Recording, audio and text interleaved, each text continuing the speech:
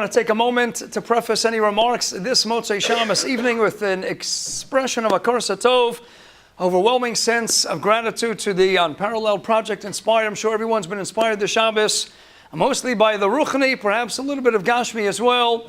But the focus clearly always turning the spotlight on the Ruchni is hoping that everyone's walking away with the Gavaldik Hesirus, with Chizuk, and with Siyata D'Shmai to continue to steig Mechayel Achayel Ad Bias Gold Tzedek and Weiter Mit Hashem. Certainly want to take a moment to thank each and every one of you for coming out tonight. I know there's a lot on the schedule. Certainly want to be Makar Tov Meyumka Deliba for taking out the time and coming tonight. So let's start with the Reader's Digest.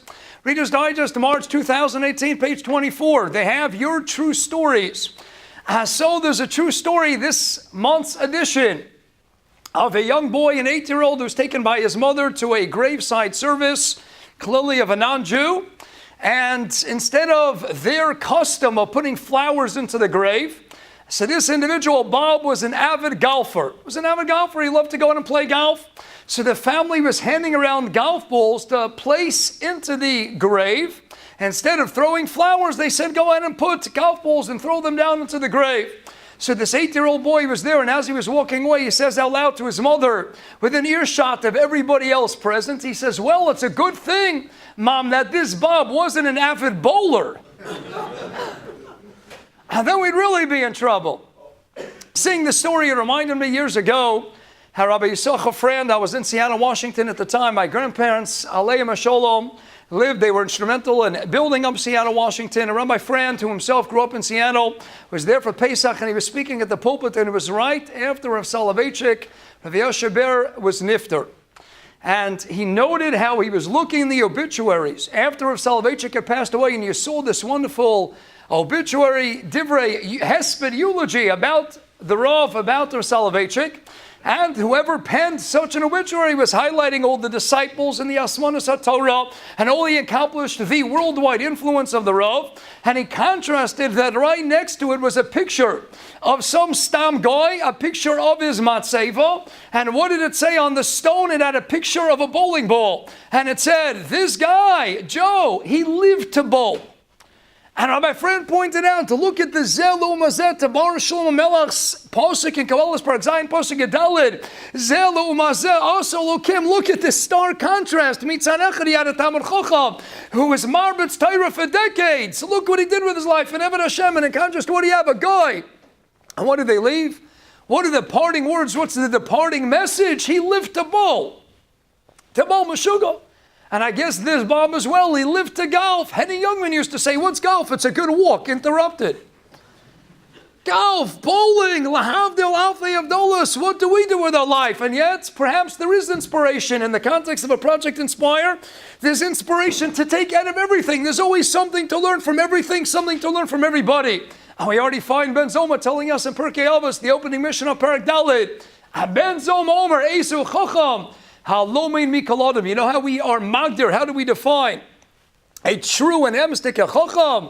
That individual who learns Mikalodim from everybody. Shenemar, we cite Rabbi Melach's monumental Tehillim Kapitel Kufya Tes and Posik Tzadi Tes. Mikom Elamda Yeskalti. I learned from everybody. So what tops the list of the Ezu Asher, Ezu Giber, Ezu Mechuba? Number one is Ezu Chacham. How do we teach? How do we define a Chacham? Someone who says, Lomin Mikalodim, explains the Maharal, Mi Prague in his Derech Hayim, and that Tzana Shava, the common thread woven throughout all those four ideas that are mentioned by Menzoma and Pirkei Avos, Parak Daled, and Mishnah Aleph, is that they all represent an internal drive, an internal milo. I know it's not contingent on external variables. Ezu Gibor, what's real Gibor? You're going to tell me the one who can pick up the most weights? The one who Chalil V'chas can beat up the most people? That means it's dependent on external variables and other people, on things that exist outside of it. Who is the Muhammad, the one who gets the honor? That means whether we consider him an honorable person is all dependent, all contingent on whether or not there's a rotzen in outside individuals wanting to bestow some level of covenant onto this person. Right? It's the Maharal. You want to know what an emes chacham, gibor, oshim, mechubad is? It has to be an internal source. It has to emanate from within. Who is the chacham? Not simply a person who amassed, who accumulated a lot of wisdom in his or her life, Because that means what? You can have a guy. A guy is a chacham. He accumulates a lot of wisdom on the outside.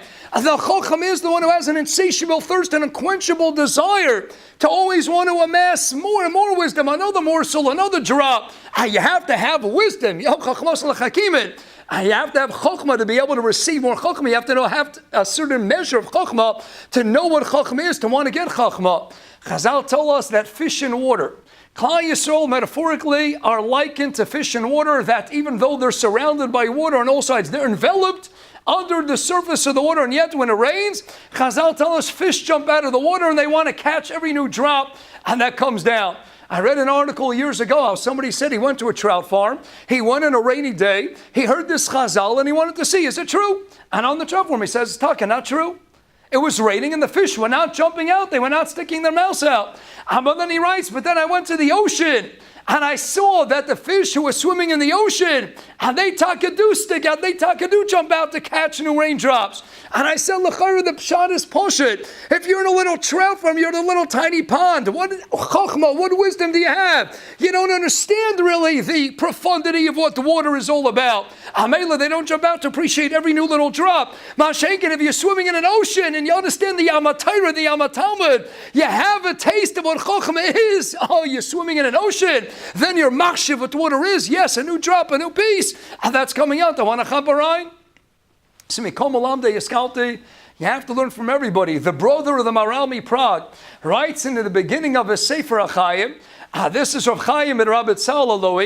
He says, Gavaldik, he says, in Shas, we don't refer to a sage merely as a chacham. What's the choice appellation branded according to a true Talmudic scholar? We call him a Talmud Chacham. Why a Talmud Chacham? He's not a Talmud, he's a Chacham. He's already accumulated wisdom. Terence is what? Ezo Chacham, Alomin Mikalada. The only way to be a true and emistic Chacham is, you always have to have that insatiable, unquenchable thirst to want to accumulate even more wisdom. You have to make yourself a Talmud, Mikol Malande Yiskalti. You have to be willing to learn from every single person. Rav Shurkin writes, and Mega give us olam. There were times he'd see Ramosha Feinstein's Atzal, the Golda Hadar, the Posek Hadar, and he'd be sitting in a Shiva Brachas and a Chosim would be speaking, and there would be Ramosha at the edge of a seat, listening so attentively, and he would say, Rabbi, Torah Hivul Amanani Torchi. He's not telling any Chidushim. What Chidush is a Chosim? Habishas and Nofra B'Shiva Brachas. What's he going to tell Ramosha that he didn't hear? Ramosha said, I might hear a new Kanech, a new perspective, a new Mabat, maybe a new Chidush. Shem Beis Menush V'li Chidush Chagigad. Maybe I'll hear something new. If you're a Moshe, you understand, yes, there's always something new that can be learned. You want to be a Chacham, then first and foremost, you have to be a Talmud Chacham. Right? It's the Sefer HaChaim.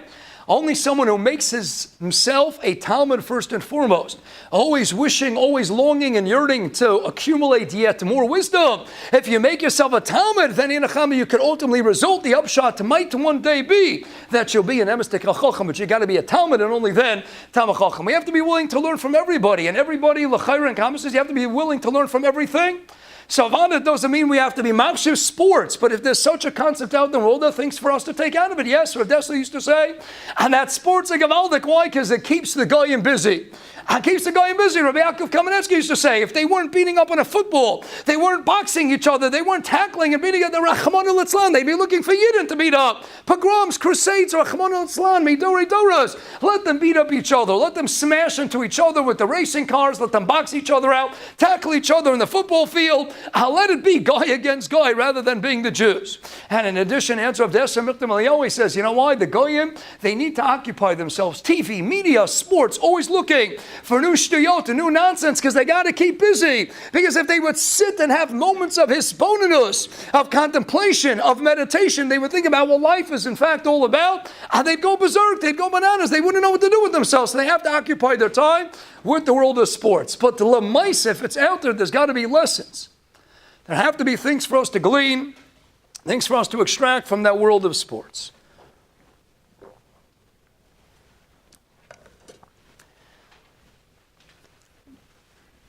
If I may, let's start with this week's Parsha, Parshas Teruma. Pasuk Ches, which I don't think is coincidental, the 8th Pasuk of Parshas Teruma, Perchavei Pasuk Ches, V'yosu li mikdash v'shachati b'socha. V'yosu li mikdash, Eibishter turns to Klal Yisrael and gives a collective tzivoy. I want you, Klal Yisrael, to participate. V'yosu li mikdash v'shachati b'socha. V'shachati b'socha. Many say, Chazal, are brought, even though Lamaisa of Shmuel Ashkenazi and the Sefer Alpha Besa Kanmisha the Shmuel Zira writes, there's no such Chazal. We don't have this Chazal. The Al-Shech HaKodesh in the 1500s is the first one to mention such a Yisod. Writes the Al-Shech, the obvious diuk, it should have been, Ba'asuli Mikdash V'shachati B'socho, and I'm going to dwell within the confines of that grand edifice called the tabernacle. But yet what? The Torah states and said, V'shachati B'socho. Amalami that what? B'socho lo nemar ela b'socho, b'socho lecha v'yechad. Writes the Al-Shech HaKodesh, the first one. We have making such an illuminating comment. Abishter says, I'm not dwelling inside Stam, the confines, the four walls of a grand edifice called the Mishkan. I want to dwell b'socham inside b'so kolachem echad. I be'emes the Shechina wants to be inside each and every one of you. What's the lesson, right? Shachayim Eloshin and Nefesh Shachayim and Aleph and Perek Dalet in the Haggadah. He cites this b'shem Chazal. All the new editions, they won't tell you what the Chazal is, because as we said, it's not really a Chazal. But akaponim b'sochol amar el b'socham b'so kolachem echad. Right? And Rechayim Eloshin. The Mishkan is a metaphor for us to glance at and to extract, to infer that if Hashem can take His Shechina and take that divine presence and dwell inside of a building that we crafted with our own hands, then Alachas Kamakama, the Shechina says, I want to dwell inside each and every one of you. Because man is a microcosm of the world. The Beis HaMikdash on a microcosmic level also is a representation of the entire universe as the Mekubal HaMamarich. And therefore, if the Shechina could dwell inside of a building, then the Shechina can likewise dwell inside each and every one of us. We have to have the Shechina. Sa'asuli Mikdash participate. Balamaisa, who are the ones who participated? All the Nediv Lev, all the Chochmei Lev, famous shtickle in Rechaim Shmulevitz Sichas Musar. Ask Rechaim Shmulevitz, the Mir Rosh Hashiva, Zechat Tzadik Levrocha. Chochmei Lev, Chochma wisdom is naturally rooted in the intellect, in the Rosh Rishon Levarim, in the Moach and the Seichel, in the realm of the mind and the intellect. So it doesn't make sense. It's a Stira Menei, it's oxymoronic in nature. What do you mean a Chocham Lev? You're a Chocham Rosh, you're a Chocham B'moach. You're not the Chocham in the Rikshei Lev. Teretz says nobody had the Chochma. How in the world could Klal Yisrael, in the midst of their trek, their sojourn in the desert, ever have the requisite wisdom to know how to fashion all of the kalim of the Beis HaMikdash to build Klei Sharis? Doesn't make any sense. Teretz says what you're right. Ein a Chanami, they didn't have the wisdom. Whoever wanted it, got it. Writes the Mir Rosh Hashiva, if you had a tshuka mitis, a she'ifa, and near Pnimius, you had a longing, an inner desire and a craving to want the wisdom to know how to build the Beis HaMikdash, to make a bias for the Shechina. It's called the Mishkan, right? It's a Mishkan Lashon, it's a conjugation of the Shechina. It's Ashwas Shechina, that's what it is. You want the Shechina. Then don't you want to build a home? The Medrash says Hashem is Mes'avel Ador B'tachtoinim. He wants nothing more kavyoch. He wants to dwell amongst us.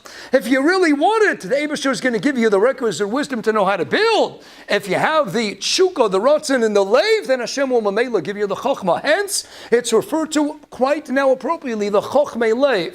Nobody had the chokhmah in their rosh and their moach, but if you had the tshuka mitis in your leiv, then Hashem gave you the wisdom that was necessary to engage in the malachas avodas hamishkan. Who really wants it? Who has the tshuka mitis? When it comes to Yiddishkeit, Eibishter says, I want to know who has the rotzen. Rav Olba writes, and Al Shor Chelik Sheni, rotzen is miloshin rotz.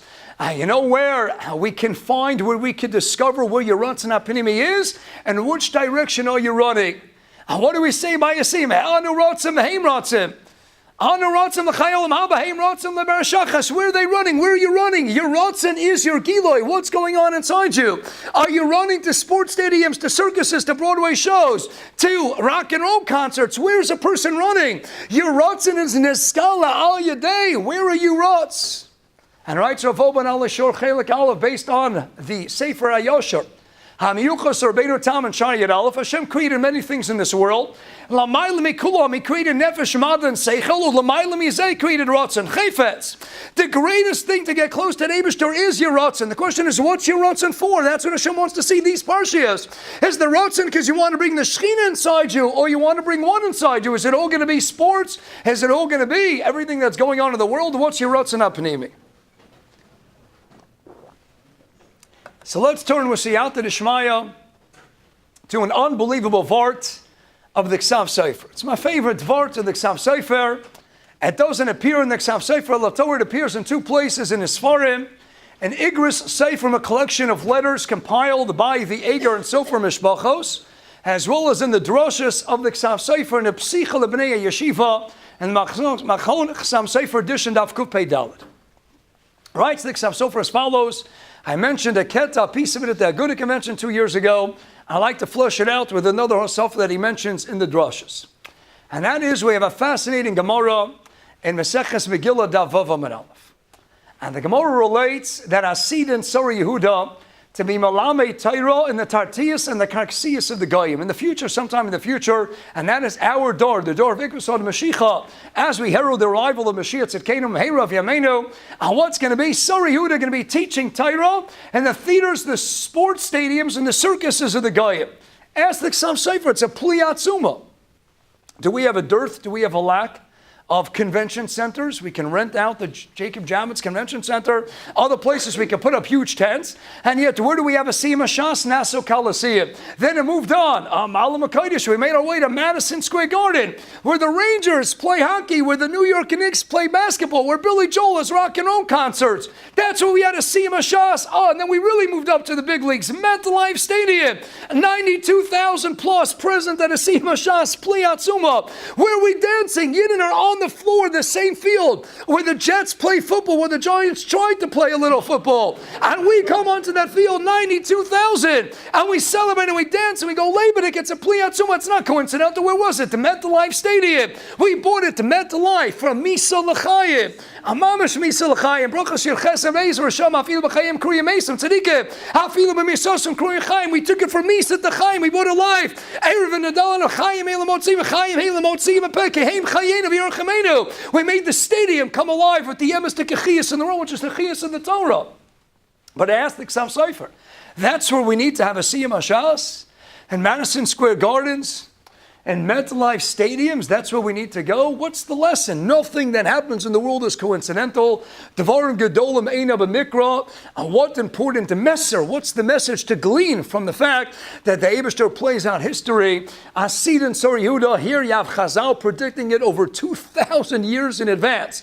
They're telling us, whoever would have believed that 2,000 years from now, you're going to be singing and dancing and celebrating Shas and Taira in the same place where they play football and basketball and they have boxing matches. Ridiculous. That's what we're learning Taira. What's going on? Right? It's the Ksav Sefer Gishmak. It says, as we get to Ikvaso, the Mashiach, more Yidden are learning the world over than ever before. Baruch Hashem, bigger than the days, even of Surah Papadisa. We have people learning in yeshivas worldwide. Tzapela, the Mir is already over 7,500. Bochum, Yungalite, Lakewood, New Jersey, over 8,000. Yeshivas worldwide, all over the place. It's a Pliatzuma. How many Yidden are learning? So why is Mashiach here? Writes the Ksav Sefer, because it's a crucial, pivotal ingredient that's still sorely absent. There's still something that's missing. Yes, Yidden are learning, but you know what's missing? Oh, here we are, Project Inspire, an inspiration. You know what's missing? The geschmack, the enthusiasm, the excitement in the learning, and not only the learning in the tefillah and the avodas Hashem. That's what's missing. That's what's lacking as we want to bring Mashiach. Right? So you know what I want you to do? I want you to go where the Goyim play football, basketball, hockey, where they have the rock and roll concerts, where we used to have Ringling Brothers and Barnum and Bailey Circus until we had the Devrei Hesped. We had to say goodbye to them after all those years. Circuses, elephants, we're dancing where elephants and lions were going. What's going on here? Teretz says, look at the excitement. Look how much money people pay to go to these sporting events. How much money people throw out on a Super Bowl, 5,000 to 25,000 plus for a Super Bowl ticket. Look how much money people are spending. They want to go to a Broadway show. They want to go to a sporting event out of Manhattan. Think about how long they're sitting in traffic. Traffic on the way there. Traffic on the way back. You can't just go into Manhattan for the show. You can't just go for the concert. You can't just go for the game. You got to go out to dinner. It's got to be, I don't know, Lamare, Reserve Cut, J2, Pizza, Kosher Delight. You got to go out for dinner. And then the parking, forget about it. The parking is triple the price of the actual dinner. And yet what? Nobody blinks an eyelash. Whether it's VIP boxes or even an ordinary seat, look how much time, look how much money. Look how much we're spending on the shows and the circuses and the sporting events. And people in Mamish going Meshuggah. I remember once I was going in a camp to Newark Airport to fly El Al to Eretz Yisrael. And I wanted to be friendly. To the Goyish cam driver, Brochas Yedzayin Olaf, Rabbi Yochanan Matzaka, having makdim Sholem Afilo Nachi Shebashuk. I wanted to go and be personal when I started schmoozing. What does a New York cabbie want to hear about? He wasn't interested in the Daf Yomi. What does he want to hear about? He wants to hear about the sports. I said, okay, what's your name? Joe. Joe, are you a Yankees fan, a Mets fan? I'm a diehard Yankees fan. I said, really? I said, what does it mean you're a diehard Yankees? And he says, Rabbi, I go to every game. I said, for what I remember, the 162 baseball games. That means 81 home games. I said, Joe, you go to 81 home games, 81 days, nights in a year. He says, no, Rabbi, you didn't hear me right. I said, I go to every game. I said, what do you mean you go to every game? He says, I follow the Yankees wherever they go. So I make sure to see every single one of the 162 games. I said, Joe, you're running around the United States. I see every one of the games. He said, yeah. I said, Joe, are you by any chance married? He says, yeah. I said, does your wife mind this? He says, yeah, it bothers her. I can't imagine why. 162 games. Look what he's running for. Ana Rotzim, Hey Rotzim. But are we running for Shiurim? Are we running to Yeshivas? Are we running to Greet? Talmidei Chachamim? Are we running for mitzvahs the same way that they're running? I had a bocher when I was a Rebbe in Yeshiva in Eretz Yisrael. I had a bocher who got married, and it's the first year of marriage. He wanted to be Mesamech L'Kali, took her out to a very fancy restaurant. And it was about Sukkot time. He came over, he says, Rebbe, where can I buy a really expensive esrog? I said, what do you mean? He says, I want to spend at least $250 on an esrog. I said, you're coming to me, you bedafka want to spend at least $250? He says, yeah. I says, tell me, Eli, why are you so makbid? You want to spend? He says, I'll tell you the truth. I took my wife out to a really fancy restaurant the night before, and I'm worried after 120, I'm going to get up to Gan Eden, and they're going to say to me, to take your wife out for a steak dinner at a restaurant, $250, you threw it out, it's here today, it's gone tomorrow. But for an esrog, a mitzvah daraisa, pre-Eitzoder, to use it for 8 days, you can't spend $250. I had Talmidim, I remember when it came to certain things, spending money left and right, no problem, restaurants, this and that, comes a sefer, what happens? You walk into Meir Sharm Gula, 40 shekel for the sefer, what do you got to bargain him down, 30 shekel, I'll give you 25 shekel, and this 30, it's a sefer, you're going to use it the rest of your life. And when they bought the Shach, the first Bar Ilan CD, that had Kol HaTorah Kul on it, Yatanach, you had Bavli, Yerushalmi, all the Midrash and Gavaldik, they showed it to Rashach, the Gadol, they said, what do you think of the CD? He said, it's a Gavaldik Azach, it's going to help our clients. So but what? He says, you can't kiss a CD. You can kiss a sefer, you can't kiss a CD. We have institutions for people like that. And at the end of the day, if a person loves that Torah, you're going to spend money on it. Writes the Chassam Sofer Gevaldik. Writes the son of the Chassam Sofer, the Chassam Sofer in Igru Yerches, of Igor Seif from the Eibishter B'Davka, B'Kavona, says, I want you to go to Master Shkogon and look at how the Goyim, how much money they spent, how much time, and they sat in traffic and it didn't even bother them. And look how they went Meshuggah. Somebody gets a slam dunk and they do the wave, a touchdown, and they do the waves like they're standing up. I remember seeing a picture once of somebody at a Yankees game, Mamash, they had a whole family, and they rode to YA, NKES, a whole chevra over there. Mama's celebrating like Meshuggahs. Do we go as crazy, Lahavdal Alfi of when we ever see him, when we get to the end of a blot, when we finish a shear, do we mamish dance? And Zamaisa, they say Rav Gifter, when he came over to Tells Cleveland, and he was saying to American Bachram, he started saying a Gemara shear, and one Bachar asked a Bam Kasha, Gavaldiga Kasha, and Rav Gifter smiled, and then he excused himself. He said, I just need to leave for a couple of minutes. I'll be back in just a few. And the Bachram, Torah Evil Amanani Tzarch, where's the Rebbe running? Where's he going? Maybe he has to use the restroom. They wanted to figure it out. So they waited a couple of minutes, then they followed him down the hall. And they chapped, he didn't go to the restroom, he actually went to his office. So one Bachar went over to the office and he started looking into the keyhole, and he saw that Rav Gifter was dancing. Gifter was dancing.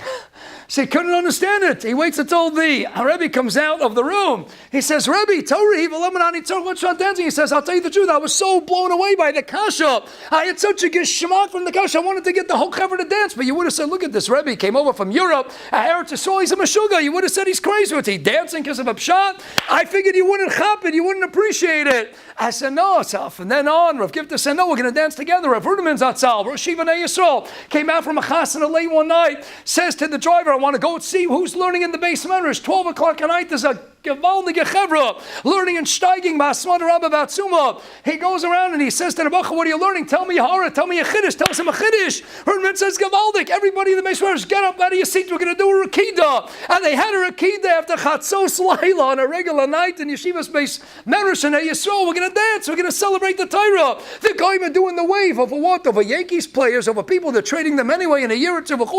They're playing for millions of dollars where there's no sense of loyalty. Whoever's going to pay them more money, look at them, Shugam, we're not paying so much money, we're paying themselves, they don't know who you are, they don't care about you, but vicariously through them, I have a chiyus. Oh, Rachmana litzlan. But look at the excitement. Look at the enthusiasm, the verve, the dynamism. That's what the Eibishter wants us to learn from the Goyim. But as the Ksav Sofer Gewaldik. We have a Gemara Avodah Zarah based on base. The Brisker Rav has his own Mahalech. Ksav Sofer asks a similar kasha there too. Also, Love Hashem's going to hold all the Goyim in the world accountable. And he's going to approach Romi. He's going to say, I'll look at how you persecuted the Yidden V'chulei in this nation, one after the next. What do you mean? I built the roads and the highways and the bridges, and I did it for Klal Yisrael. I did it for the Jews. I didn't do it for us. So ask the Ksav Sofer, who are they trying to fool? You're trying to pull a fast one on the Eibishter Kavyochu, you're in the Olam HaEmes. You think you're going to deceive HaKadosh Baruch Hu. Hashem knows that you did it for you. You built the Empire State Building and you built the stadiums. You did it for yourselves. You didn't do it for Klal Yisrael. What's the pshat? Right? It's the Ksav Sofer. They know it. They're in the Olam HaEmes. And truth be told, there's no suffix. They built it for themselves and Avad not for Klal Yisrael. Their message was precisely this one, writes the Ksav Sofer. They said, you're right, we did it for us, HaKadosh Baruch Hu, but we did it in full view of the Yidden, that they should learn from us. They should take our excitement, our geschmack, all the money, all the blood, sweat, and guts, to borrow Churchill's famous line, all the blood, sweat, and guts that we put into building buildings and sports stadiums and concert halls and theaters and circus arenas. They should borrow from that and apply that to their Torah. And that's what their kavanah was. Hashem says, no, even that wasn't your real kavanah. They're trying to go, Father, we did it for us, but we did it that the Yidden should learn from us. No, you didn't. You did it solely for yourselves. Adds the Ksav Sofer in his drushes, he has a psicha lebrei yeshiva. At the outset of a kayetz zman, he addressed his bachrim in yeshiva. And he added on, similar to what he writes in Kobeitz and the Igra Seifrim and Igra Yurches, but here in Daf Kupei Dalet of the drushes, he adds another nakuda. We have a Gemara Brachos Chav Ches and Beis. We have such a lashon by the end of a siyum, and we talk about Anu Mashkimim V'Hei Mashkimim. Anu Mashkimim L'Devrei Torah, V'Hei Mashkimim L'Devarim Matelim. Ask the Ksav Sofer, why in the world do we have to bring up the Goyim? Just tell me, Eibishter, Anu Mashkimim L'Devrei Torah. We arise early in the morning for Devrei Torah. And what do you have to tell me what the Goyim are doing? Anu Ratz V'Hei Ratzin. Just highlight merely that we're Ratz. Where is our Ratz and Lashon Ratz, like Rav Wolbe? We're running to the base Medrash, we're running to Batei Knesiyas, to Batei Midrashos. What do you have to mention what the Goyim are doing? My nafkamina.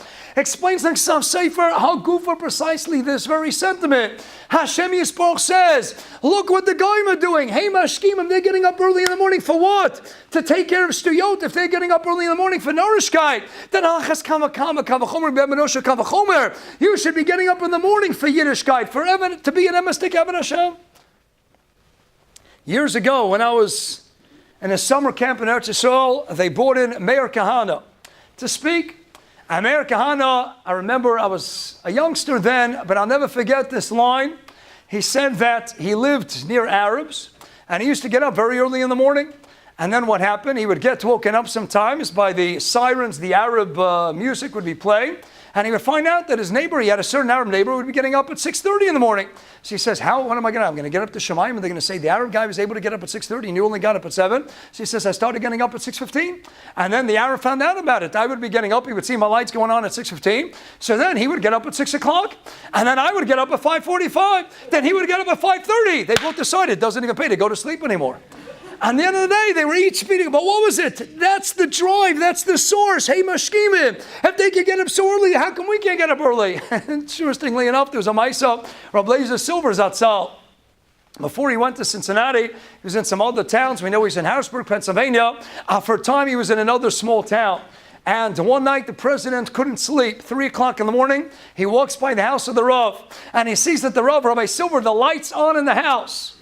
So he calls an emergency board meeting the next morning, and he gathers together all the members of the board, and they say, we have to fire the rabbi. They call in Rabbi Silver, and they say, Rabbi, we're firing you. He says, what did I do wrong? He says, Rabbi, you don't try and deceive us. You know, we sent away to Europe because we paid good money to get a Choshev Talmid Chacham to be our rabbi. If you're such a Talmid Chacham, what do you still need to be learning for at 3 o'clock in the morning? So they let him go. What are we doing at 3 o'clock in the morning? What are we doing at 7 o'clock? And what are we doing at 11 o'clock at night? However much people need to sleep at night. But are we learning from the Goyim? If they could go with so little sleep, how can we go? Ella, what? When you're excited about something, you go out and sleep? There was a Maisa years ago. I remember reading an article that there was a guy, we'll call him Jake. There was a guy named Jake. He was a diehard Star Wars fan. He loved Star Wars. And there was a new film in the series of Star Wars, and it was going to premiere at a certain movie theater in the middle of Manhattan. And this guy, Jake, this rabbi, this avid Star Wars fan, he says, I want to get the best seat. We all know what's the best seat. I don't know, nobody here goes to movies, but if you heard someone who ever goes to movies, right, the best seat is right in the middle, smack in the middle of the theater, in the middle row. And what happens? Jake sets up a tent. True story. There were people who set up tents outside the box office so that they could be the first ones in line when the movie theater would open up, so that they could get the best seats when they showed this new premiere of a Star Wars film. So this guy, Jake, says, I'm not even going to camp out the night before the box office was going to open. He stayed up all night, standing up so he could be the first guy online. He buys the ticket. He's ready. He's all excited. He's going to go into the first one to get the best seat. He goes in and he gets the best seat. Then he sits himself down in the darkened theater, smack in the middle. And of course, you have New York Times and all the media. Everyone's out there to see, oh, how'd you like the movie? And they find out Jake was the first guy in. Jake had a great say. How'd you like it? He says, I don't know. What do you mean you don't know? He says, I was so tired. I fell asleep the second the movie started. But look at their excitement. Look what they spend money on. Look at these guys, and we have to learn from them and apply that to our learning. Rav Dov Eliach writes, Peninim Yeshulchan Gavoa, and Parshas Vayishlach, he brings in the name of the Chavetz Chaim a Gavaldik, a similar Yesod. And Yaakov Avinu sends a message to his miscreant brother, the nefarious Esav, and he sends to Esav, Im Loven Garti, Taig Mitzvah Shamarti, V'lo Lamati Mimaisav Arot. So many Mefarshim asked the kasha, it seems to be somewhat superfluous. After all, if you fulfilled all the 613 commandments, then it's moving ma'elav, it's axiomatic, it's quite obvious that you didn't learn from his evil ways. So what's pshat in the Yosef in that redundancy after mentioning to Esav that I kept the Taig Mitzvahs, v'lo lamati b'ma'aseh I didn't learn from his evil ways. Right? The Chavetz Chaim, beautiful. Zog the heilige Chavetz Chaim, he was munning himself. Yaakov Avinu was criticizing himself. He says, you're right, I kept the Taig Mitzvahs. But you know what I didn't learn from Lavan? Look at the excitement, the verve, the energy, the dynamism with which Lavan did his Avodah Zarah. Look how excited he was to find another method of duplicity, of double dealing, of trying to fool me and deceive me, the charlatan. I didn't learn from his ways. I'm munning myself. He's chiding and rebuking himself. How come I didn't learn from the excitement of Lavan? Why didn't I apply that to my Avodah Hashem? Look how excited he's running to his idolatry. He's running to deceive me. Why couldn't I glean that all-important message and apply it and channel that same enthusiasm into my lim and atar, into my asiyas mitzvahs? That's the Chavetz Chaim's more. It's a Gavaldiga Meiser Shomash Udron the Magid. It says that one time the Al Shach HaKadosh we know was darshaning in Tzfat. Can you imagine one time in Tzfat, the Magid said, look at the Gedolei Olam you had in one shul and one Kehillah in the 1500s in Tzfat or HaKadosh. You had the Arizal, he was the Hasidic Rebbe. And then you had the Beis Yosef, Rabbi Yosef Cairo, the Macham Shulchan Aruch, he was the Rav. And you had the Al Shach, who was the Darshan, and you had the Baal Sefer Charedim, he was the Shamas, he was the Gabbai in the Shul. Look at these Gedolei Olam that you had. So Shon Jordan writes, he says, parenthetically, imagine what it was like to be the Shliach Tzibur in such a shul. You had to wait for 4 Gedolei Olam to finish davening. You had to wait for that reason to finish Shmon Esrei and the Beis Yosef, and the Al Shach, and the Sefer Charedim. So Shon Jordan, he says that he heard such a story. There was one time, the Arizal finished Shmon Esrei, as did the Al Shach, and the Sefer Charedim, and the Beis Yosef was still davening Shmon Esrei. And the Arizal made a sign to the Chazan, to the Shliach Tzibur, and he says, I want you to start Chazar Sashatz. And nobody could figure out, the Rav didn't finish davening yet, and we're commencing Chazar Sashatz.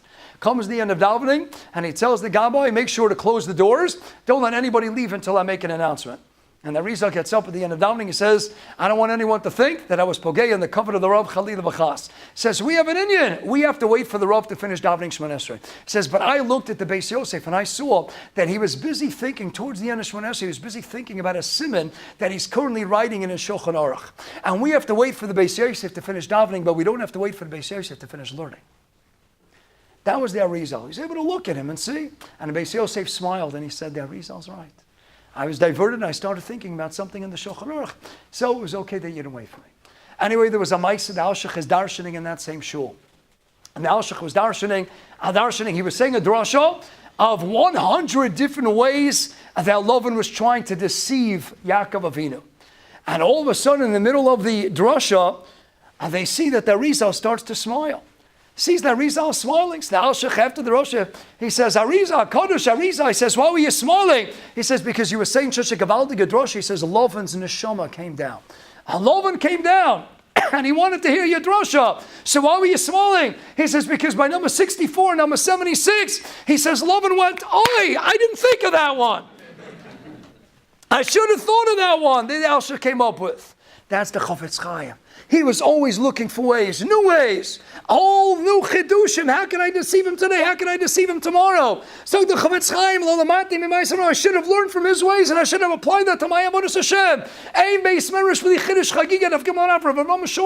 I said over at the dinner last year, so you want to keep up the Shem Mishmerish, you have to be Mechadish. Always new things, a sense of novelty. Keep up the momentum in Yiddishkeit. Always come up with new Mahalchim, and new Shiurim, new Chavrusas. Always new Siddharim, new something, a new Sefer, a new Vart. Always take on new things with an excitement, with a brand, with a geschmack, with a dynamism. Another idea that I think we all see from the sporting world is as follows. We have a concept based on Eov Perakei, Adam La'omo Yulad. Man was created for Amelus. Now Chazal questioned in the Gemara in Sanhedrin, the top of Tzanites Amud Beis. We don't know exactly what the Navi means. The Navi stated ever so succinctly that Adam La'omer Yulad. So he created for Amelus. But what type of Amelus? Is it Amelus b'malach? Is it Amelus b'peh? The Gemara cites various verses until the Gemara finally concludes it's Amelus b'peh. Okay, very nice. You should use your mouth for what? What type of Amelus? Is it Amelus in Divrei Torah? Or is it Amelus in Stam Sichas Chulin? The Gemara brings Nach Psukim until the Maskana the Milsa, a half a blot later, half an hour later, the Gemara concludes you're created for Amelus b'peh, and it's Amelus b'Torah. That's what we're created for, Amelus b'Torah. It's why Rechaim Brisker once said, and that how come we don't stand up every time a pregnant woman walks by? After all, the Gemara says in Nida, the bottom of Laman Amud Beis, that the child is learning culture in the womb of its mother. So anytime a pregnant woman walks by, she's carrying a fetus. And Chaim Kanievsky writes in Derasicha, we don't see any distinction between men and women. So whether it's a boy, whether it's a girl, he or she is learning culture in the rechem of its mother. So how come we don't stand up? Here's a little child that has culture in the fingertips. It didn't exit, it didn't leave the womb yet. But Malach Vesacho Piv, and then it forgets all its Torah. So right now you have a walking Sefer Torah. Teretz is, but he or she got it gratis. They didn't work for it. There was no amelus in it. There was no toil. You know why you're created? Not simply to have the wisdom. You didn't need to be created. Adam Lama Yulad. You needed to come out of the womb for amelus. Hashem says, I want you to go back and I want you to acquire mitoch your own amelus, your own physical exertion. We go to many bris milas, and what does Klal Yisrael recite in unison? Every time we attend a bris milah, Kashem shenichas lebris, Kaini kanis l'torah l'chubal masim tov. Years ago, the machaber of a kuntres called El Ginos Egos Yaradati, based on the pasuk in Shashim, he said a more He says, you know what the kavan in that bracha is? We go to bris milah. Kashem shenichas bris. How did the Rachanimo? How did this child come into his bris milah? He came in again to borrow churchill with blood, sweat, and guts, with crying, with tears, with amelus, with schwitzing. And what? We give him a bracha the same way, child. You came into the bris. And mitoch all this amelus, the blood, sweat, and guts, came tikones to your Torah chuppah maseh. Chuppah is a separate shir. We have to know exactly what that means. But marriage, of course, it's a sacrifice. You have to be willing to work and to give up in a marriage. You have to make sacrifices.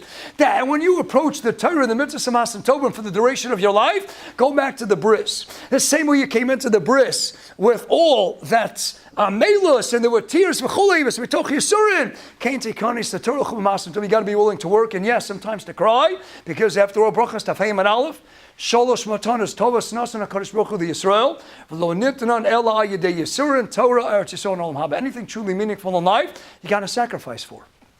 You got to give up. You have to make sacrifices. So let's go back to Sanhedrin Tzadi Testament base. Adam Lama Yulo, the Gemara spends an Amud until we finally conclude that you're created for Amelis B'Tairis. Let me ask you a kasha.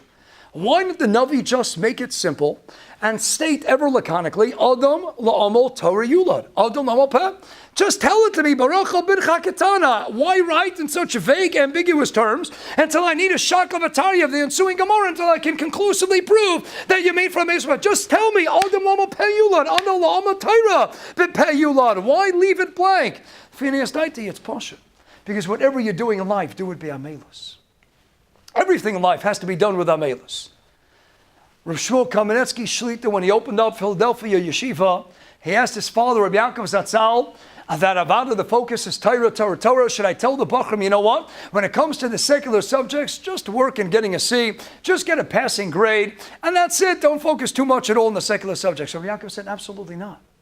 Because if you start training the Bachram to not care about secular subjects, to just say, oh, it's okay to get a C, you know what happens? Unfortunately, it has a ripple effect. And when it comes into the Gemara Rashi Taisus and it comes into learning, oh, I don't have to get shot. Oh, I could skip over that. Oh, I don't have to know that. I don't have to work so hard. Whatever you're doing in life, you got to work hard. I remember years ago, I used to play racquetball. It's been quite some time.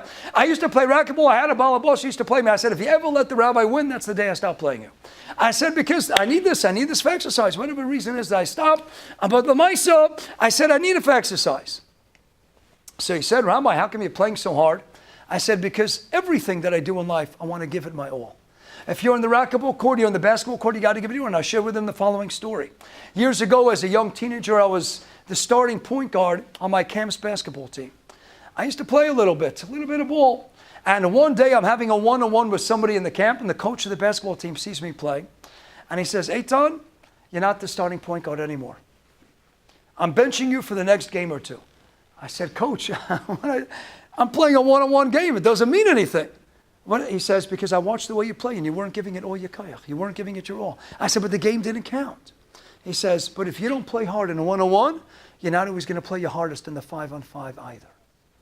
Whatever you're doing in life, you got to give it your all. If you're doing the secular studies for whatever reason, then you got to do it. You got to take it to the max. If you're playing the basketball, whatever you're doing, you're created for this, you got to do it right, and you got to give it your kaiches. That's l'chayru, and the Navi leaves it blank. It's Adam Lomo, you're made for Amelus. What's the Ikar Amelus? The Ikar Amelus is Taira. Your Ikar kaiches, energy, drive, verve, dynamism, the brandness, slavis. Avada has to be for Taira. Torah's the Ikar. But whatever you do in life, you got to give it your all. You know why? Because otherwise it's going to have a ripple effect. Remember, a few years ago, the Denver Broncos were playing the Seattle Seahawks. It was in Giant Stadiums. Everybody was talking about it in the Super Bowl. And I was talking about it, and the Seahawks destroyed the Broncos from what I remember. And I remember talking with somebody after the game, and I said, let me ask you a question. I said, I didn't watch the game. I said, did the Broncos still play hard even in the fourth quarter when they were down by so many points and they knew that there was no chance? He says, yeah, they gave it their all. I said, it's Pasha. Why not? Just because they're getting paid millions of dollars. Because if you're playing the game, even if you think all hope is lost, you still give it your all. Because that's what these sporting players are told to do. That's their job. They give it their all every single. Look at the Olympians who are training for the Olympics. They give it years. Years for what? For an Olympic medal. Achas Kamakama, going back to the Ksav Sefer. We have to learn from their amelis, their dedication, their strict diets, their kvishas hayitzer, how much they hold back. Why? Because if you want to make it to the top, you got to be willing to sacrifice. You got to be willing to bring in the blood, sweat, and guts, the amelis, Achas Kamakama. When it comes to our Torah, to our tefillah, we're schwitzing, we're putting in the time, and we're making sacrifices. Rav Gifter, in the biography, the Art School biography, Rav Gifter writes that when he went over to learn in Telz in Europe, one of the first days he was taking off his tefillin early from Shachris. And Mashgiach in the yeshiva walked over to him and said, Ramoto, where are you going? He says, Mashgiach, I don't have time. I got things to do. I don't have time. I got to hurry up. He says, Ramoto, he says, but isn't this what Hashem made time for? Time was made for Torah. Time was made for tefillah. Everything else is to fill in this money. You have errands to run, okay, so you have errands to run. But the amelus, the richus adas, the concentration, the brand, the slavas, it's got to be in our Torah, it's got to be in our tefillah. Rabbi Yochanan, brachas chaf aleph and aleph halavai sheyispala adam kol yom kulo. Halavai that we davened all day long. Brachas amad beis, based on the mission earlier. Daf lamed amad beis, chasinim arishonim. How you showing shachas lefnei tefillah, shachas v'tefillah, shachas ad tefillah. 9 hours a day, 3 hours of shachas, 3 hours of mincha, 3 hours of minor. That's how much they loved the davening. Ask them, not the Freund and the same Chayal. What did they do the hour before davening? Never shachayim charbesa sizzle malach. Ask them, not the Freund. What were they doing? He says, you know what they were doing? They were davening. They were davening that when they finally get to the beginning of davening, they should do it with such a bren and a slavas and a kavana amuka and a kavana ratsuya. They were davening that we should have the shifa. I didn't have to put in so much time. Chaim Kanevsky writes, and Sheilas Rav, and Chaylik Aleph, and Perak Beis, so Chaim Kanevsky was asked, why did they give so much time? He says, because they loved to daven. And if they loved to daven, they wanted to put as much time into the davening. Do we put as much time into our davening, into our learning, as we do to our eating, as we do to our errands, as we do to so many other things in life? There's so much inspiration to take out of these sport players. They make this their life. This is their focus. Everything else is fillers. And then there's training season. But this is on their radar screen 24/7. What's on Eid's radar screen? If the Goyim can do it for nourishkeit, for medals, for prizes, for this fame, then can we borrow its speed? Look at the role of speed in sports. Again, except for golf. And even then, the speed of the ball, but hockey, basketball, racing, track and field, that speed, everything. Klal Yisrael is what? Zerizus. Zerizim makdim l'mitzvah shachem davdal and asham yashkim avar moker. Do we do our mitzvahs, our davening, our tefillah with the leibedikai, with the zerizus, with the brand? That's what Eibishter wants to see.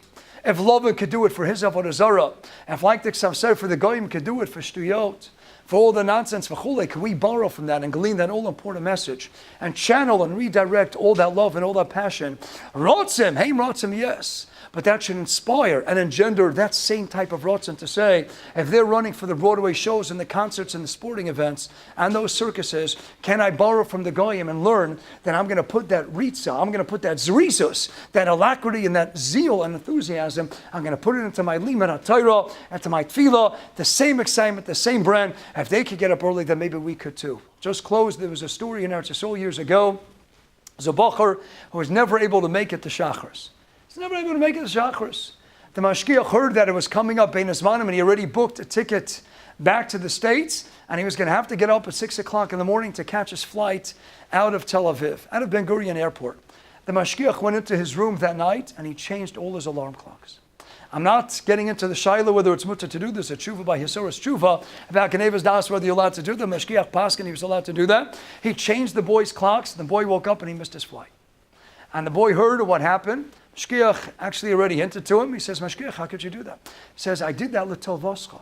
Because you're going to get up to Shemayim one day and they're going to say for Shachris, you couldn't get up at all, 6 in the morning to daven to the Eibishter. But to catch a flight back to the States, for that, for Bein Hazmanim, that you could get up early in the morning for. I don't want there to be a kitrug on you. What are we running for? Where do we spend our money? A lot of people who make fancy chasanas, very often, at least at the same time, they say, oh, I want to make a chasana in Yisrael, I want to make a chasana somewhere in the world. How can we justify sometimes spending so much money on gashmias? Do we spend at least that much amount on ruchnias? What's our focus? What's the ikr? What's the tafel? Where's our excitement? Where's our money, our financial resources, our physical resources? Where are we spending it? When Siyata Shmai, after being inspired by an unbelievable Project Inspire convention, we should walk out and say, there are a lot of lessons to learn. Whatever I'm going to be doing in life, I'm going to do it with a melis, with every ounce of koch that I have, with all the blood, sweat, and guts. I'm going to give every ounce of my kayach and to my Torah and to my tefillah, and I'm going to make sure every aspect of my life, it's going to warrant that I'm going to give it my all, because I want to make sure that ultimately it all gets channeled back to my Torah, to my tefillah, to my avodas Hashem, to do with the brand, to do with an excitement, to do with the geschmack. And Emet Hashem, the same with the Archaim HaKodesh writes in Kisavo, Chavav, and Aleph, V'samachta b'chol ha'tov, ve'in tov v'la brachas tafayim and Aleph. He says, if we would be makir the chashivas of limud HaTorah, how you mishtagim u'mislatim achareh, and all the gold and silver in the world would be nershav like Efes, Tov, Avo, and Gornish, and Begornish. What's the ultimate? The ultimate simcha is going to come from Bikuri Hashem Yisham Samchilev. It's going to come from Samachta b'chol ha'tov. If you have the Torah and you have the tefillah, ultimately that is everything. You'll have it all. Give it your all. Give it your kaichas. Have an amazing good tavach, a gesund tavach, and taka a Mashiach tekavach yeshakayach.